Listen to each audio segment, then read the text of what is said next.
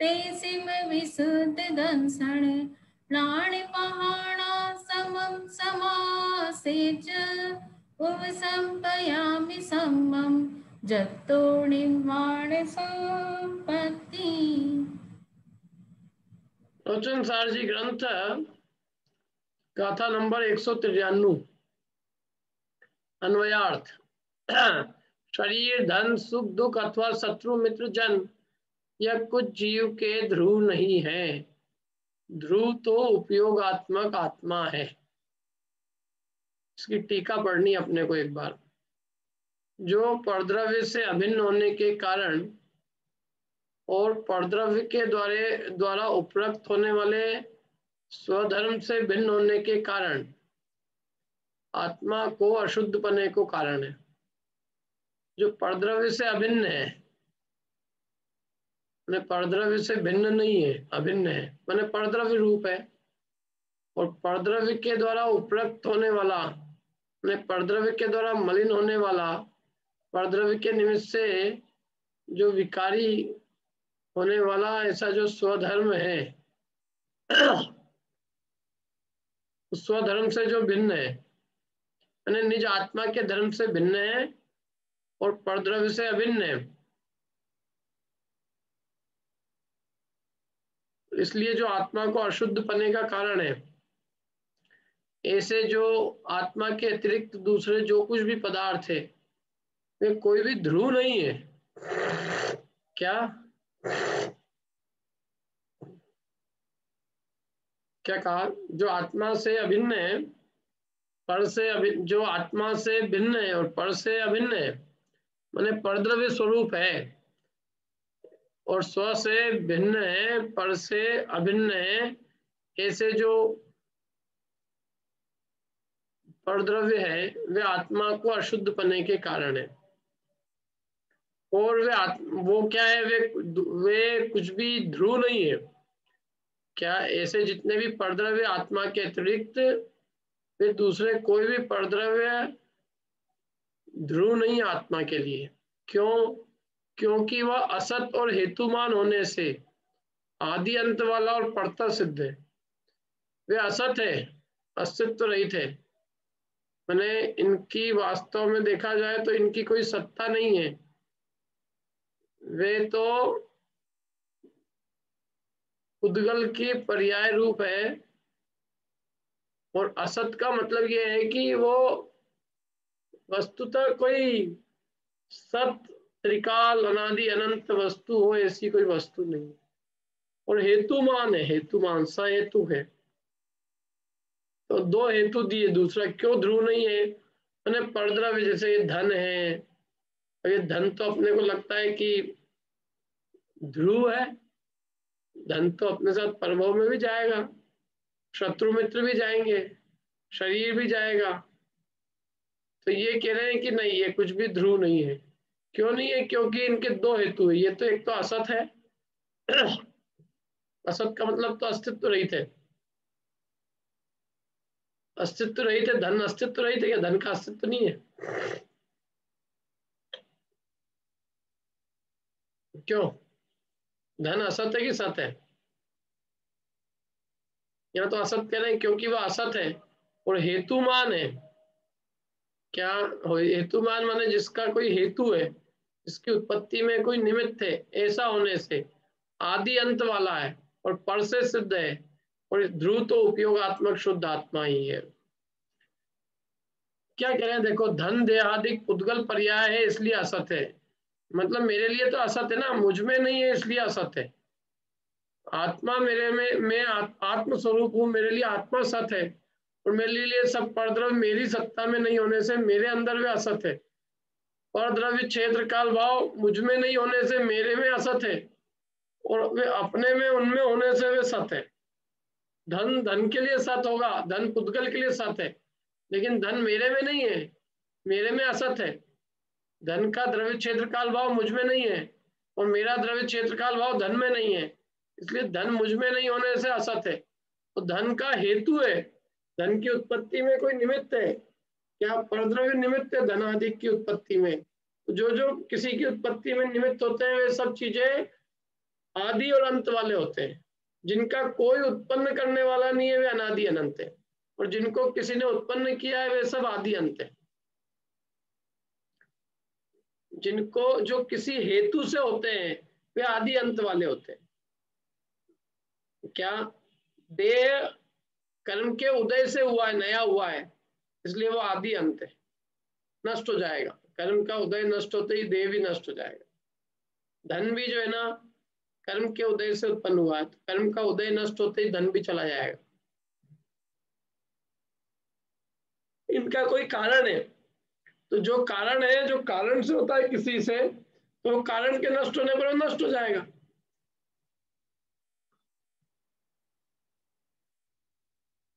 मतलब वो स्वतः सिद्ध नहीं है, अपने आप से, बिना किसी हेतु के नहीं है, इसलिए वे आदि अंत वाले हैं। और परता सिद्ध है, माने पर के कारण से उनकी सिद्धि है, स्वतः सिद्ध नहीं है। क्या कहा देखो, देह और धनादि की उत्पत्ति में कोई भी निमित्त होता है। कर्म का उदय निमित्त है।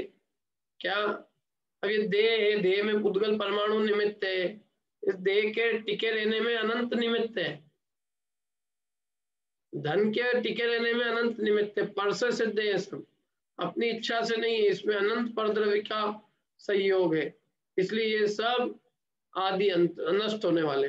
माने ये जो जो चीजें किसी दूसरे के निमित्त से उत्पन्न हुई है वे नष्ट भी हो जाएंगी। जो किसी के निमित्त से उत्पन्न नहीं हुआ है वो नष्ट नहीं होता है। आत्मा किसके निमित्त से उत्पन्न हुआ है बताओ? अपन किसने अपने को पैदा किया है? कोई ने नहीं किया, इसलिए अपन अनादि अनंत है। शरीर को कर्मों ने उत्पन्न किया है, शरीर किसी हेतु से हुआ है, शरीर औदारिक वर्गणाओं का परिणमन है, शरीर क्षणभंगुर है, मतलब शरीर किसी के निमित्त से हुआ है, इसलिए शरीर जो है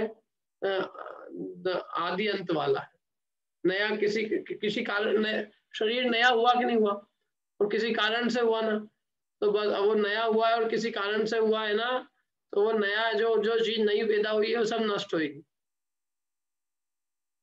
तो शरीर नष्ट हो जाएगा, क्योंकि वो कर्म और वो पर के उदय से हुआ है, तो पर के निमित्त से होने से पर का संयोग नष्ट होते ही वो नष्ट हो जाएगा। इसलिए देह आदि अंत है। अरे अनंत देह हो गई अपनी, सब आदि अंत है। कितनी देह छोड़ दी अपन ने, एक देह के लिए रो रहे हैं अपन आज। कितनी देह ग्रहण की और कितनी देह छोड़ दी। कोई पहली बार अपन ने जीवन धारण किया है क्या? पहली बार अपन मनुष्य बने हैं, ये कोरोना बीमारी पहली बार आई है?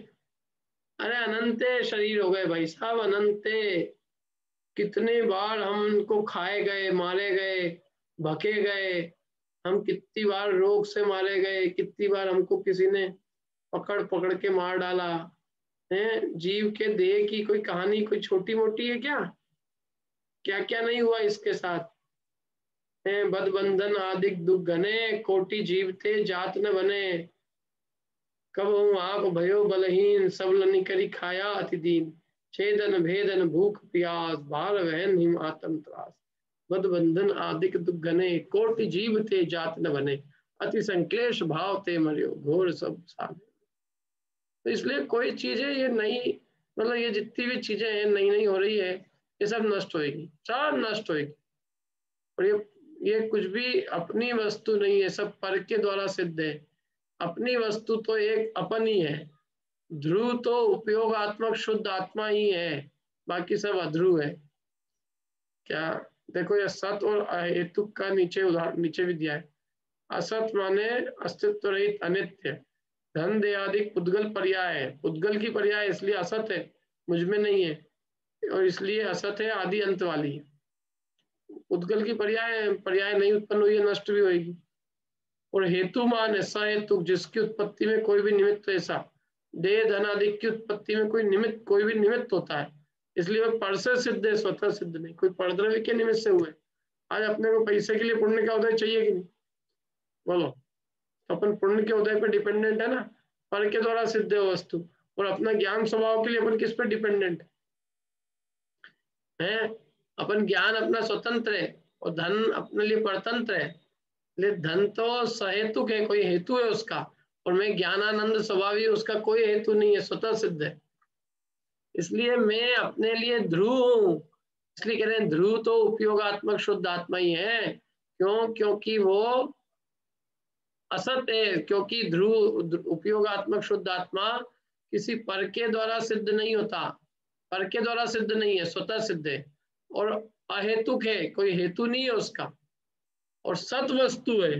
इसलिए ध्रुव तो उपयोगात्मक शुद्ध आत्मा ही है। क्या अपना निज आत्मा ही ध्रुव है अपने लिए, वही हमेशा अपना साथी है, वही शरण है, वही हमारे साथ अनंत काल तक रहेगा। ये कोई शत्रु मित्र हमारे साथ नहीं रहेंगे, कोई परिवार साथ नहीं रहेगा, सब यहीं रह जाएंगे। जितने अपन ने रिश्तेदारी बना रखी है, लोगों से मित्रता कर रखी है, समाज रिलेशन और ये वो फलाना ढिकाना और जितना है ना, सब यहीं रह जाएगा। अपना सच्चा साथी अपना निज स्वभाव, निज स्वरूप, निज ही स्व के लिए ध्रुव है। क्या उपयोगात्मक अपना जो ज्ञान दर्शन स्वभावी आत्मा है, वो ही मेरे लिए ध्रुव है, शाश्वत है, नित्य है। ऐसा होने से मैं उपलब्धमान अध्रुव, मेरे को उपलब्ध है यद्यपि ये कौन, शरीर, लेकिन वो कैसा है, अध्रुव है, उपलब्धमान अध्रुव। ऐसे शरीर आदि को मैं उपलब्ध होने पर भी उपलब्ध नहीं करता। मेरे को उपलब्ध है शरीर, लेकिन उपलब्ध होने पर भी मैं उसको उपलब्ध नहीं करता, मेरे को कोई उसकी इच्छा नहीं प्राप्त करने की। शरीर किसको अच्छा लगता है बताओ? अरे शरीर के मारे तो सारे संसार के दुख है, कितनी परेशानी है बोलो आप। ये देह को अपन ने धारण किया हुआ है, इससे सब दुख भोग रहे हैं, कब इससे मुक्त होंगे? ये इस मिट्टी के पिंड ने दुखी करके छोड़ रखा, इसके लिए रोटला पानी बनाओ, बर्तन मांजो, सब काम करो, क्या? और आदमी लोग काम करे, नौकरी करे, धंधा करे, संक्लेश करे, राग द्वेष सब। शरीर के निमित्त से लाभ क्या है? पूरे टाइम हाथ ही धोते रहो, वैक्सीन नहीं हो करो, घुस नहीं जाए अंदर, घुसना भयभीत निरंतर, क्या? और फिर भी कहां से घुस जाए कोई भरोसा नहीं, कोई सांस छोड़ के वहां से निकले और वहां से आ जाए। हिसाब किताब किसी चीज का नहीं, क्या? इसी देह से बस हो। फिर भी अपन देखो, अपने को बिल्कुल ऐसी ऐसी उत्कृष्ट वो होना चाहिए कि ये इस देह का संयोग कभी अनंत काल के लिए नहीं होगा। अपने को बहुत दुख भोग लिए इसके पीछे, कितने हमने इस जिंदगी में कितने पापड़ बेले, कितनी सेवा करी इस देह की है, और तो भी देखो आज भी कृतज्ञ है, कोई कभी भी बोल जाता है। इतना ध्यान रखते हैं साहब, तेरे को, तेरे लिए सब मुंह पे कपड़ा बांध दिया, यहाँ लगा लिया, वहां लगा लिया, सब लगा लिया, और फिर भी घुस रही है, क्या करो? दुनिया भर की चीजें लगा लगा के, जैसे कोई मिलिट्री में शत्रु से लड़ने जा रहे हो रोज, है कि कहीं से गोली घुस नहीं जाए, वो फिर भी कोई भरोसा नहीं चला। मिलिट्री का तो अपने को मालूम है, गोली आते हुए दिख रही है, या तो गोली बिना दिखे ही गोली हो जाती है। अदृश्य, अदृश्य कीटाणु दिख नहीं रहे और घुस रहे हैं, क्या? कम से कम संसार में युद्ध के मैदान में तलवार लगती है, गोली लगती तो दिखती तो है कि हाँ गोली लगी है, अब इसका इलाज करो। यहाँ तो गोली लग जाती है और पता ही नहीं चलता कब गोली घुस गई, क्या? बोलो। लोग पूछते हैं घुसी कहाँ से, कि मालूम होता तो घुसने ही नहीं देते। घुसी कहाँ से, हमको क्या मालूम कहाँ से घुसी, घुसी है ये मालूम है, बाकी कहाँ से घुसी, कैसे घुसी, कुछ नहीं बात। ऐसी ऐसी चीजें बोलो, कितना विचित्र है ना ये अदृश्य जगत पूरा। तो वो कह रहे हैं हम उपलब्ध नहीं करते ऐसे शरीर आदि को, भैया हम तो छोड़ना चाहते हैं, हम क्यों उपलब्ध करें? बस ऐसे बहुत हो गया, हमको तो ना देव का शरीर चाहिए ना मनुष्य का चाहिए, बहुत हो गया शरीर धारण कर करके, अब हमको मुक्ति चाहिए बस। क्या? ज्ञानानंद स्वभावी आत्मा ही हमें इष्ट है। तो इसलिए उन्होंने अंत में कहा, मैं इस शरीर आदि को उपलब्ध होने पर भी उपलब्ध नहीं करता, नहीं चाहिए, और ध्रुव ऐसे शुद्धात्मा को उपलब्ध करता हूं जो आज तक मैंने प्राप्त नहीं किया, जिस निस्वरूप पे ध्यान नहीं दिया, और जिसको नहीं प्राप्त करने के कारण मैंने भाव भाव में अनंत दुख भोगे। जिस आत्म स्वरूप की दृष्टि के बिना, जिस आत्म स्वरूप की रुचि श्रद्धा ज्ञान चारित्र के बिना हमने अनंत भाव में अनंत दुख भोगे, मैं उस ध्रुव शुद्धात्मा को उपलब्ध करता हूँ जिसके ज्ञान बिना इस देह का संयोग हुआ, जिसकी जानकारी के बिना हम चार चतुर्गति में परिभ्रमण हमने किया। ऐसे इस ध्रुव शुद्धात्मा को मैं उपलब्ध करता हूँ। उपलब्ध करता हूँ मतलब मैं उसको प्राप्त करता हूँ, मैं उसमें लीन होता हूँ, उसमें तल्लीन, उसमें ही अपनापन करके सर्वस्व अपना उसको समर्पित करता हूँ। ठीक है, अब देखो 193 गाथा हुई है, अब 194 गाथा करते हैं। इस प्रकार शुद्धात्मा की उपलब्धि से क्या होता है? कई लोग पूछते हैं क्यों, क्या कर लोगे तुम, आत्मा का अनुभव करे क्या हो जाएगा, कोरोना दूर हो जाएगा? अरे मैंने कहा कोरोना आएगा ही नहीं कभी जीवन में, शरीर ही नहीं रहेगा, कोरोना क्या बात कर रहे हो तुम? अरे तुम देह के रोग की बात कर रहे हो? अरे देह का ही संयोग नष्ट हो जाएगा अनंत काल के लिए, फिर हमको इसकी सोचना ही नहीं पड़ेगी। अभी कभी हम पंचम काल में पैदा ही नहीं होंगे, फिर क्या चौथे में भी नहीं होंगे, देह ही नहीं रहेगा ना। हम तो ऐसी अवस्था को चाहते हैं, हम अपने उस चैतन्य स्वभाव को जो कि व्यर्थ में, जो कि पराधीन हुआ है, हम उस अपने निस्वभाव को स्वतंत्र करना चाहते हैं। क्या हम अपनी स्वतंत्रता के लिए धर्म कर रहे हैं? क्या हम इन देह आदि की परतंत्रता से मुक्त हो, कर्मों की परतंत्रता से मुक्त हो, अरे और तो और अपने अंदर में पाए जाने वाले इन मोह राग द्वेष भाव से हम मुक्त हो, हम उस मुक्ति के लिए उद्यम कर रहे हैं। क्या मुक्ति के लिए हमारा उद्यम है, मुक्ति के लिए। हमें अब कोई नुक्ति उक्ति नहीं चाहिए, नुक्ति खा खा के पेट खराब कर लिया, मुक्ति चाहिए। अब कोई पूछता है क्यों, कई लोग पूछते हैं हमने क्या होगा इससे, क्या होगा, आप धर्म कर रहे हो, धर्म से क्या हो जाएगा, आपको क्या मिल जाएगा, कितने रुपए मिल जाएंगे? मैंने क्यों रुपए के, रुपए हर काम रुपए के लिए करें? नहीं क्या होगा ये, मैंने क्या शुद्धात्मा, शुद्धात्मा की उपलब्धि से क्या हो जाएगा? आप लोग शुद्धात्मा शुद्ध क्या हो जाएगा, शुद्धात्मा हो जाएगा तो शुद्धात्मा की उपलब्धि हो जाएगी तो क्या हो जाएगा? अरे भाई शुद्धात्मा की उपलब्धि हो जाएगा तो क्या होगा? हम पूछते क्या नहीं होएगा कि नहीं, आप बताओ क्या हो जाएगा, या आप लोग इतना पढ़ते हैं इससे क्या हो जाएगा, आप क्लास लेते पंडित जी इससे क्या हो जाएगा? अरे क्या होएगा इससे, क्या होएगा? तुम जो कर रहे हो उससे क्या हो रहा है? हम तो तुमसे पूछते तुम जो कर रहे हो उससे क्या हो रहा है? संसार बढ़ा रहे हो और कुछ नहीं कर रहे। हम तो संसार से मुक्त होने की बात कर रहे हैं, सीधे अनंत काल के लिए बंधन से मुक्ति। शुद्धात्मा की उपलब्धि से क्या होगा? अरे शुद्धात्मा की उपलब्धि से वो काम होगा जो आज तक नहीं हुआ, मुक्ति मिलेगी, भगवान बनेंगे। क्या द्रव्य कर्म, भाव कर्म, नो कर्म से मुक्त हो जाएंगे, अष्ट कर्मों का नाश करके अपने शुद्ध अनंत चतुष्टय स्वभाव को प्राप्त कर लेंगे, अनंत ज्ञान दर्शन सुख वीर्य को प्राप्त करेंगे। क्या हो गया? क्यों? ये तो यही वाली प्रश्न हो गया, आदिनाथ भगवान बन गए तो क्या हो गया, केवल ज्ञान हो गया तो क्या हो गया, अनंत चतुष्टय हो गया तो क्या हो गया है? कोई आदमी को लोक में यदि आप ऐसा बोलो, कोई आदमी ने मकान बनाया तो उसको बोलो आप मकान बनाया तो क्या हो गया, तो क्या बाहर निकल, मकान बनाया तो क्या होगा? या मकान पूरे रात दिन एक कर करके बनाया, वो भाई साहब कह रहे हैं मकान बनाया तो क्या होगा है? ऐसे यहाँ अनंत चतुष्टय की प्राप्ति हुई और तुम कह रहे हो क्या होगा?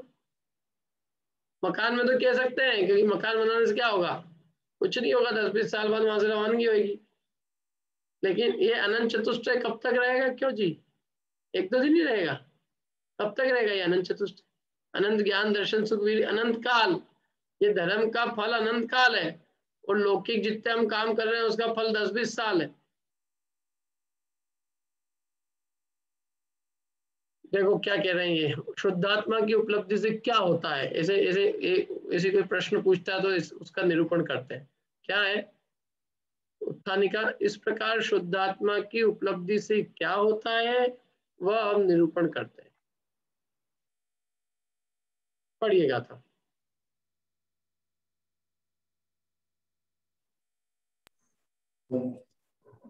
जो एवं जानिता झादि परम अपगम विसुद्धप्पा सागारो अनागारो खवेदि सो मोह दुगंठी। 194 का था, पढ़िए प्रीति जी।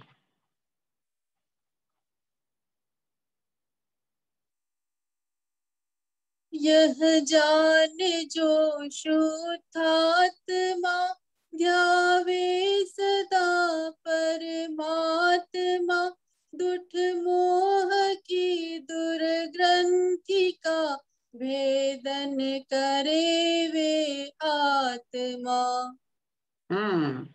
यह जान जो शुद्धात्मा ध्यावे सदा परमात्मा, जो अपने निशुद्धात्मा को ध्याते हैं, यह जानकर वे दुष्ट मोह की दुर्ग्रंथि का भेदन करके वे आत्मा सदा परमात्मा पद को प्राप्त कर लेते हैं। क्या बात कर रहे हो तुम, क्या नहीं मिलता इससे है? अरे अनंत गुणों की प्राप्ति होती, मुक्ति की प्राप्ति होती भाई साहब। धर्म जो कर रहे हैं इसका क्या फल होगा?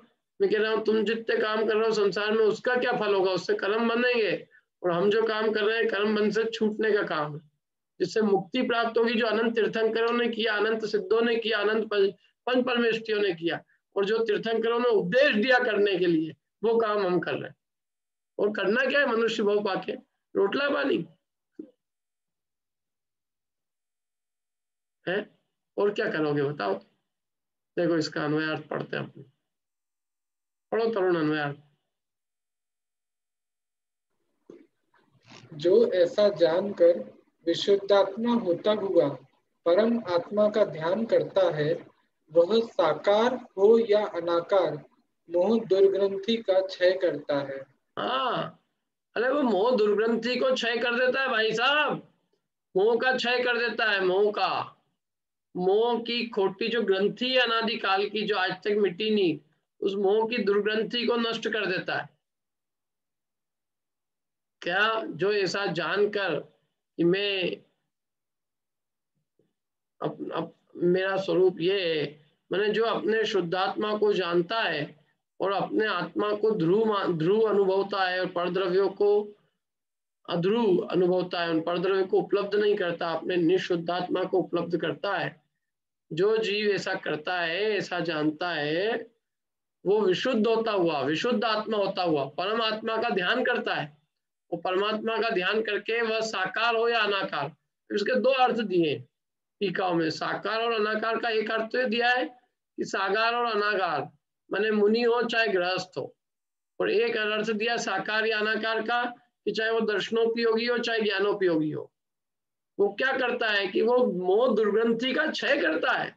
ये कोई कम उपलब्धि है? बताओ, हम काय से बंधे हुए, हम हमारे दुख का कारण क्या है? हम मोह से बंधे हुए। हमारा मोह क्षय हो जाए तो हम ऐसे हल्के हो जाए जैसे कोई समुद्र में किसी भंवर ने जहाज को पकड़ लिया हो और वो बाहर जहाज को छोड़ दे तो जहाज एकदम हल्का होके अपने गंतव्य पर चले जाता आराम से। ऐसे हमारे को मानो मोह ने पकड़ रखा है, वो मोह से छूट जाए तो ऐसे हल्के होके मुक्ति को प्राप्त करें। मोह रूपी दुर्ग्रंथि नहीं तो इस संसार में सारे जीवों को बांध रखा है, अन्यथा क्या है बताओ? हम घर में क्यों पड़े हुए हैं? मोह के कारण से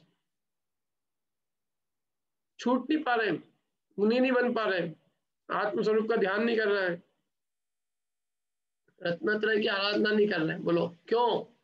मोह दुर्ग्रंथि, मोह ने ऐसा अपने माथे में बुरकी डाल रखी है कि दिखते हुए भी वस्तु स्वरूप को नहीं देखते, जानते हुए भी नहीं करते, कुछ नहीं करते।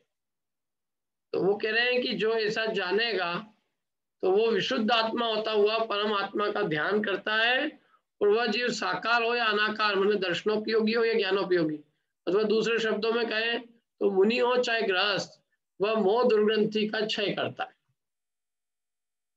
देखो इसमें ऊपर साकार और अनगार का यही अर्थ किया है, आप देखना भले 194 नंबर की गाथा है ना ये।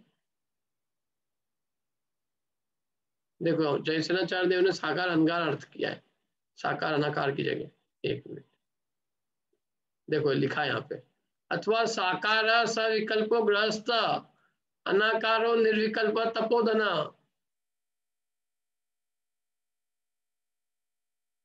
अथवा स आकारेण लिंगेन चिन्हेन वर्तते साकारो यति, और अनाकारो चिन्ह रहितो गृहस्थ।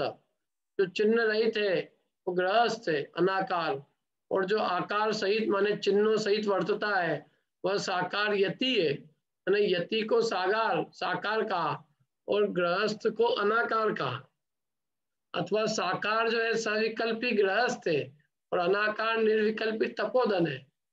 अथवा ये भी अर्थ क्या देखो, स आकारेण विकल्पेन वर्तते साकारो ज्ञानोपयोग, क्या आकार के साथ जो विकल्प वर्तता है वो साकार ज्ञानोपयोग है, और अनाकारो निर्विकल्पो दर्शनोपयोगो, अनाकार जो है वो निर्विकल्प दर्शनोपयोग है, और उन दोनों के साथ जो युक्त है वो साकार और अनाकार है। तीन अर्थ किए यहाँ पे साकार अनाकार के, देखे आपने संस्कृत टीका में जयसेनाचार्य ने तीन अर्थ किए। क्या पहला अर्थ क्या किया, जो आकार के साथ विकल्प बढ़ता है माने जो साकार ज्ञानोपयोग है वो साकार है, और जो दर्शनोपयोग है वो अनाकार है। अनाकार माने निर्विकल्प, साकार माने सविकल्प, और सविकल्प ज्ञानोपयोग को कहा, और अनाकार माने निर्विकल्प दर्शनोपयोग को कहा। ऐसे साकार अनाकार का एक अर्थ किया। दूसरा अर्थ, साकार माने विकल्प युक्त, तो विकल्प से युक्त गृहस्थ है, और अनाकार माने विकल्प रहित निर्विकल्प, वो तपोधन है।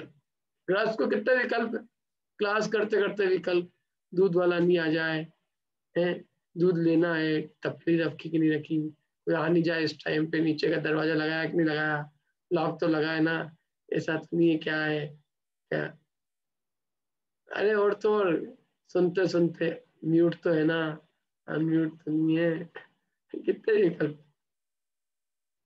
वीडियो ऑन ऑफ है कि नहीं है, क्या है, अच्छा दुनिया भर के विकल्प की जाल में बंधा रहता है गृहस्थ, तो बेचारा क्या करे। मैं कहता हूँ गृहस्थ का तो जीवन बहुत दुखरूप है, हजारों परीक्षा झेलता है दिन भर। मुनिराज को क्या परीक्षा है, देह का भी विकल्प छूट गया। उनके लोग कहते 22 परीक्षा कोई वस्तु नहीं है जो 22,000 परेशानी हम माथों में रख रख के भोगते हैं। एक काम करना है, कितने विकल्प, एक ये अर्थ हो गया, सविकल्प गृहस्थ है और निर्विकल्प तपोधन है। दूसरा तीसरा अर्थ देखो, जो चिन्हों के साथ वर्तता है वो साकार है यति, और जो बिना चिन्ह के वर्तता है अनाकार है। मैंने आकार का मतलब यहाँ चिन्ह का, आकार माने लिंग, चिन्ह के साथ जो वर्तता है वो साकार यति है, और जो बिना कोई आकार के चिन्ह के वर्तता है वो गृहस्थ है। समझ में आया, तीन अर्थ किए ये, अमृतचंद्राचार्य देव ने एक ही अर्थ किया, साकार अनाकार। जयसेनाचार्य देव ने तीन तीन अर्थ किया।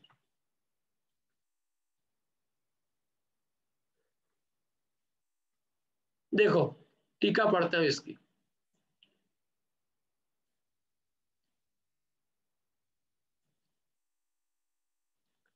पढ़िए तृप्ति जी टीका। इस यथोक्त विधि के द्वारा जो शुद्धात्मा को ध्रुव जानता है, उसे उसी में प्रवृत्ति के द्वारा शुद्धात्मत्व होता है। इसलिए अनंत शक्ति वाले चिन्मात्र परम आत्मा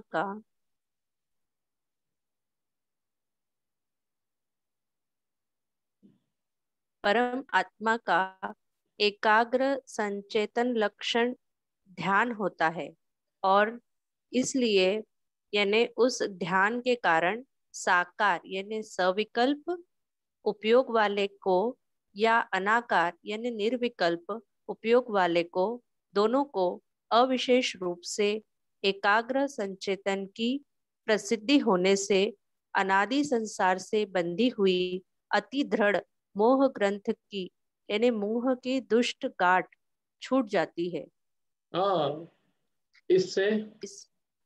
इससे ऐसा कहा गया है कि मोह ग्रंथि भेद यानी दर्शन मोह रूपी गांठ का टूटना वह शुद्धा की उपलब्धि का फल है। हाँ, शुद्धात्मा की उपलब्धि का, इतना बढ़िया लिखा है। देखो एक एक चीज क्या जोरदार है। इस यथोक्त विधि के द्वारा जो शुद्धात्मा को ध्रुव जानता है, उसे उसी में माने उसी शुद्धात्मा में प्रवृत्ति के द्वारा उसे शुद्धात्म बना होता है। शुद्धात्मा में प्रवृत्ति द्वारा माने शुद्धात्मा में लीनता द्वारा उसे शुद्धात्मत्व होता है, और इसलिए अनंत शक्ति वाले चिन्मात्र चैतन्य मात्र परमात्मा का एकाग्र संचेतन लक्षण ध्यान होता है। चिन्मात्र परमात्मा का एकाग्र संचेतन, एकाग्र उस एक में अग्र होकर, क्या एकाग्र का अर्थ दिया देखो, एकाग्र संचेतन लक्षण ध्यान, एक अग्र का विषय का ध्येय का संचेतन अर्थात अनुभवन वो ध्यान का लक्षण, एक को अग्र करके उसी का संचेतन, उसी को अनुभवना, उसी को ध्याना वो ध्यान का लक्षण है।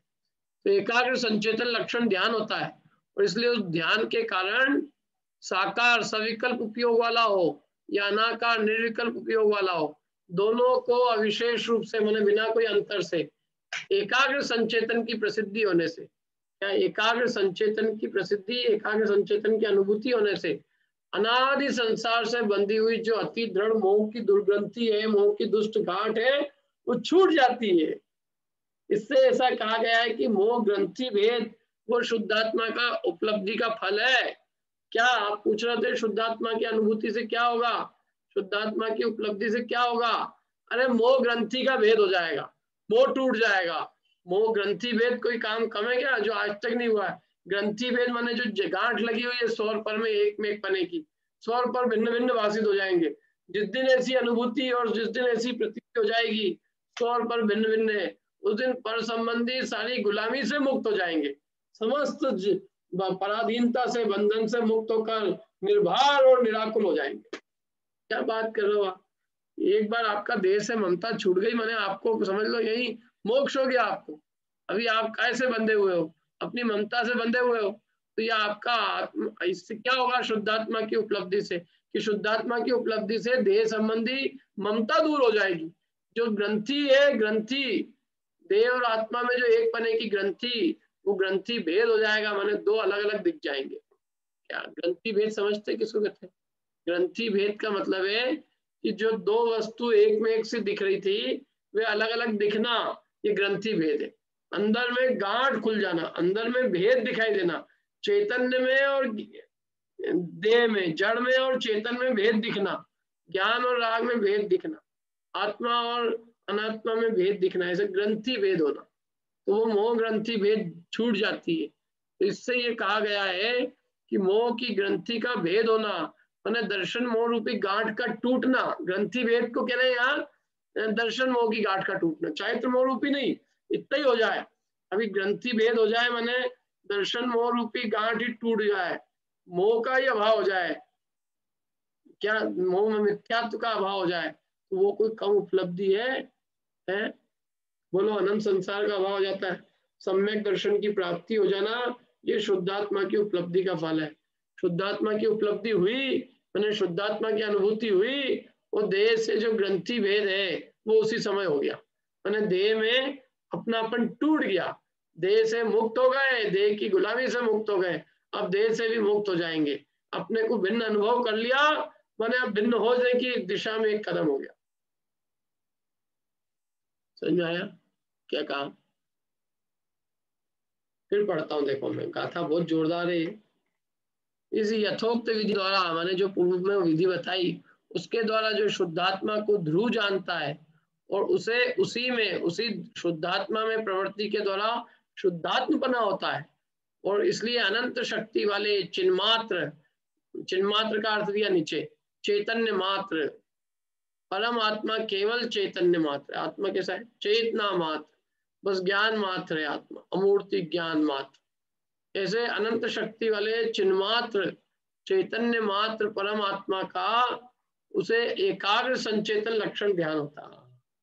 चिन्मात्र परम आत्मा का एकाग्र अनुभूति, या उस चैतन्य मात्र आत्मा में लीनता, उसमें तल्लीनता, उसी का एक का विचार, उसी एक में लीन, एक ही का अग्र करके ध्यान, एक ही को मुख्य करके माने उस एक चैतन्य मात्र को उपयोग में लेकर और मात्र उसी के उपयोग में उसमें ही लीन हो जाना, अपने उपयोग को उसमें लीन करके गर्त कर देना। किसमें?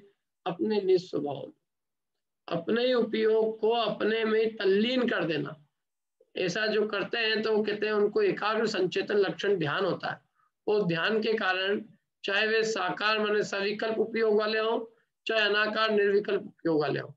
अपन दूसरे शब्दों में कहें तो चाहे वो गृहस्थ हो चाहे वो मुनि हो, दोनों को अविशेष रूप से एकाग्र संचेतन की प्रसिद्धि होने से, यानी एकाग्र संचेतन की अनुभूति हुई, जो एक चैतन्य की अनुभूति है प्रसिद्ध है ना, उस एक का अग्र, एक चैतन्य को अग्र करके और उसी का संचेतन करना, उसी का अनुभव करना, ऐसी एकाग्र संचेतन की प्रसिद्धि होने से अनादि संसार से बंधी हुई जो अति दृढ़ मोह ग्रंथि है, मोह दुर्ग्रंथि, मोह की दुष्ट गांठ, वो छूट जाती। जिस मोह ग्रंथि भेद हम अनादिकाल से करना चाह रहे थे, वो ग्रंथि भेद वो हो जाता है। कैसे होता है वो? तो कह रहे हैं वो शुद्धात्मा की उपलब्धि से हो जाता है। शुद्धात्मा की उपलब्धि का ये फल है जिसकी मोह की दुर्ग्रंथि भेद, मतलब मोह की ग्रंथि टूट जाती। इससे ऐसा कहा गया है कि मोह ग्रंथि भेद माने दर्शन मोह रूपी गांठ का टूटना, वो शुद्धात्मा की उपलब्धि का फल है। ठीक है, कोई प्रश्न हो तो पूछ लीजिए।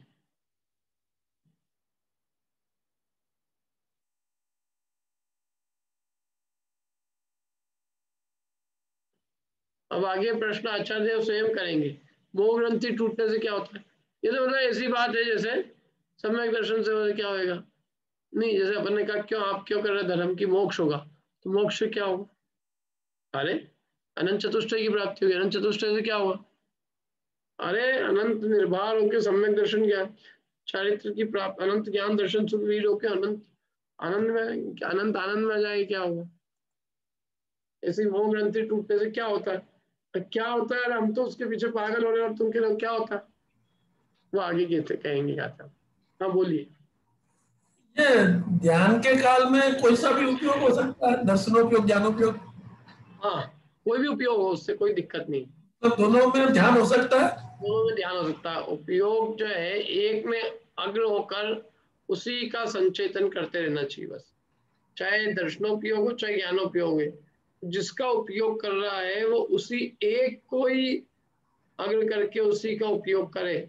उपयोग का मतलब उपयोग का पलटान नहीं हो, बस उपयोग जो है एक गे से दूसरे गे में नहीं भ्रमे, चाहे वो दर्शनोपयोग में हो चाहे ज्ञानोपयोग हो, लेकिन जिसमें उपयोग लगा है वो उसी में लगा रहे। ज्ञान में मतलब वो समझ में ना, वो उपयोग विषय में एक मिनट। ठीक है सर। बोलिए सर, तो दर्शनोपयोग का तो काल बहुत छोटा सा है ना, ज्ञानोपयोग का कई समय ज्यादा होता है, तो ज्ञानोपयोग में ही होना चाहिए ना। तो दर्शनोपयोग भी क्यों कहा कि दर्शनोपयोग में हो या ज्ञानोपयोग में? नहीं, वो तो होता उपयोग चालू ज्ञानोपयोग में ही है, लेकिन वो उपयोग ज्ञानोपयोग से दर्शनोपयोग में भी आ जाए कोई दिक्कत नहीं, कुछ काल के पलट जाए उपयोग। किसी ने विचार जो भी होगा ना, विचार का सारा काम ज्ञानोपयोग में है, लेकिन जब अनुभूति हुई, उसको अनुभव हुआ, निज का संचेतन हुआ, तो उस काल में वो ज्ञानोपयोग में आवाज पे क्या दी समझ आया ना, वो किसी भी उपयोग में हो, वो अपने एकाग्र संचेतन की प्रसिद्धि करके मोह की ग्रंथि तोड़ देता है।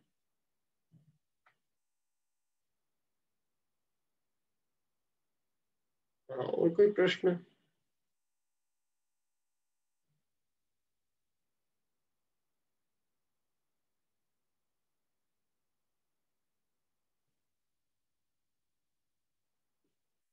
देखो क्या है, ये जो निर्णय है ना, निर्णयात्मक ज्ञान तो ज्ञानोपयोग है। जो निर्णय होगा वो ज्ञानोपयोग में होगा, लेकिन निर्णय के बाद वो ज्ञान से दर्शन उपयोग में चला जाए, पुनः ज्ञान में उपयोग में आ जाए, कोई दिक्कत नहीं। निर्णय का कार्य तो ज्ञान में ही होगा, लेकिन निर्णय करके बाद उपयोग ज्ञानोपयोग दर्शनोपयोग किसी में रहे, उससे कोई दिक्कत नहीं। अनुभूति ज्ञानोपयोग में हो चाहे दर्शनोपयोग में हो, लेकिन अनुभूति को करने का कार्य ज्ञानोपयोग करेगा। ठीक है, इसलिए उन्होंने साकार हो चाहे अनाकार हो।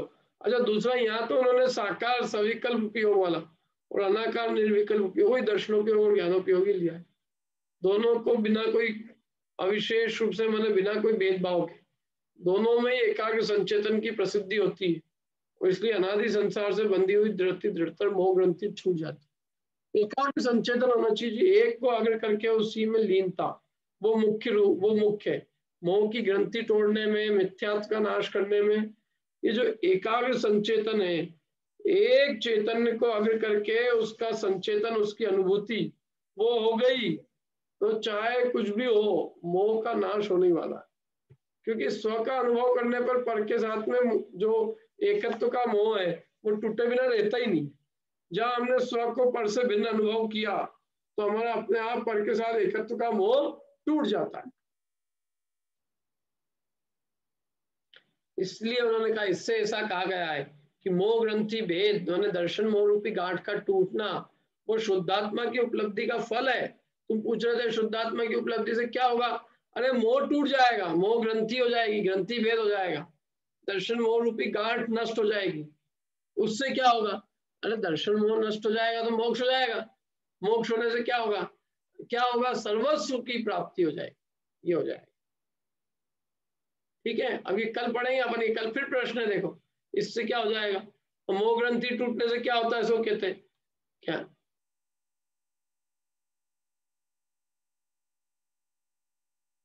मतलब ये तो ऐसा हो गया कि जैसे किसी ने, अपन रात दिन कोई चीज के लिए उद्यम कर रहे हैं और किसी ने पूछा क्यों ये प्राप्त हो जाएगा, तो क्या हो जाएगा? अरे हम तो रात दिन इसकी प्राप्ति के लिए उद्यम कर रहे हैं, क्यों? जैसे अपने को चुनाव लड़ना हो तो अपन रात दिन टिकट के लिए मेहनत कर रहे हैं, और एक आदमी की टिकट मिल जाएगा तो क्या हो जाएगा उससे? अरे क्या हो जाएगा? अभी तो हम उसके लिए लगे हुए हैं रात दिन। ऐसे मोह ग्रंथि टूटने से क्या होता है कि हम तो भैया मोह ग्रंथि तोड़ने में लगे हुए हैं, हमारा तो सारा उद्यम ही उसके लिए। तुम पूछ रहे हो क्या होता है, सो कल कहेंगे वो क्या होता है।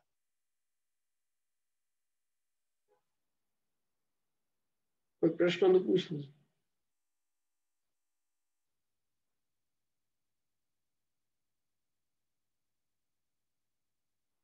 ठीक है।